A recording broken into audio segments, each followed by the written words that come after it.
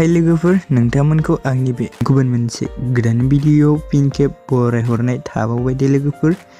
Actually नोंथांमोननिसिम आसा खालामो भिडिअखौ जागायनायनिफ्राय जोबजासिम नायलांगोन होननानै।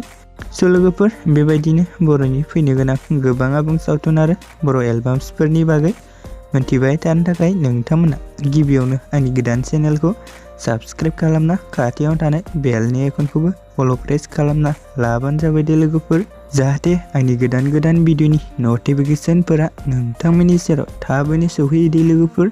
एक्चुअली नोंथांमोनाथ' मोनथिखाबाय जानांगौ दिनै आं मा भिडिअनि सायाव आपडेटखौ लानानै फैदों टाइटेल एबा थाम्बनेलाव नायनानैनो। स' लोगोफोर, भिडिअफोरा गोरोन्थिफोर जालांब्ला नोंथांमोनहा निमाहा होबानो जायो दे।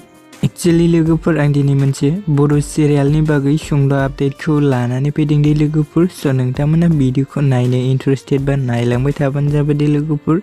एक्चुअली नोंथांमोन बे बड' सिरियाल भिडिअखौ सोरां स्टुडिअ माल्टिमिडिया चेनेला आपल'ड खालामदों दे लोगोफोर। स' नोंथांमोन आरो बे बड' सिरियालनि टाइटेलानो जाहैबाय आगोमा रुवाति दे लोगोफोर। स' नोंथांमोन सोरां स्टुडिअ माल्टिमिडिया चेनेला बे आगोमा रुवातिनि पार्ट 3 खौबो जा इउटिउबाव रिलिज जाना होबाय दे लोगोफोर। स' नोंथांमोना जुदि दासिमबो नायाखै अब्ला आंनि चेनेलनि गेजेरजों नायनो हागोन दे लोगोफोर। बे भिडिअनि लिंकखौ आं डिसक्रिप्शनाव होनानै दोनदों दे लोगोफोर। एक्चुअली नोंथांमोननि अनसायनाय आरो मदद मोनोबा बिथांमोना माखासे फैनो गोनां पार्टखौबो थाबैनो इउटिउबाव रिलिज जाना होगोन दे लोगोफोर। बिनि थाखायनो नोंथांमोनहा चेनेलखौ साबस्क्राइब खालामना लाहैबानो जाबाय दे लोगोफोर।